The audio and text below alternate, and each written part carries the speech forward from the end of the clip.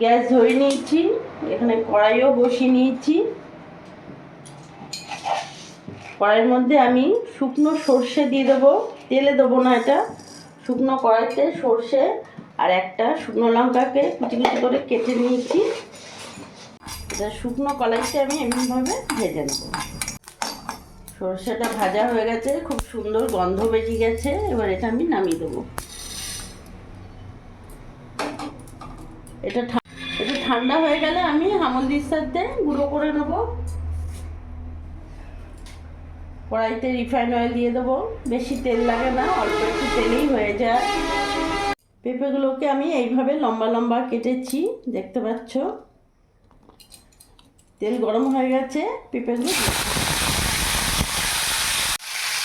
পেঁপের উপরে লবণ দিয়ে দিলাম, সামান্য একটু হলুদ গুঁড়ো দিয়ে দিলাম। এবার ভালো করে নাড়াচাড়া দিয়ে পেঁপেটা একটু ভাজা ভাজা করে নেব। কিছুক্ষণ ঢাকা দিয়ে রেখে দেবো, তাতে পেঁপেটা ভালো করে সেদ্ধ হয়ে যাবে।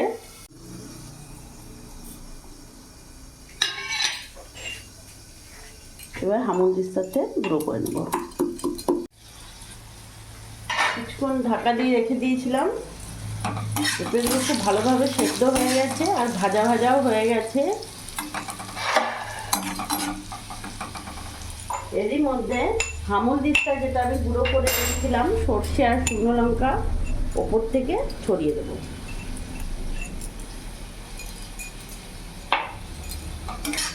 একটু নাড়াচাড়া করে গ্যাসটা অফ করে নামিয়ে দেবো। যারা পেঁপে খেতে পছন্দ করে না, বাচ্চারা অনেকে আছে পছন্দ করে না, তাদেরকে এইভাবে করে দেবে, অবশ্যই খাবে। আর গরম ভাতে তো বলার নেই, এতটাই ভালো লাগে।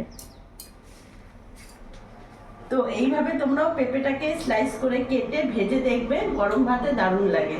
তো আমার এই ভিডিওটা যদি তোমাদের ভালো লাগে প্লিজ লাইক কমেন্ট করে শেয়ার করে আমার পাশে থেকো, আর তোমরাও ভালো থেকো।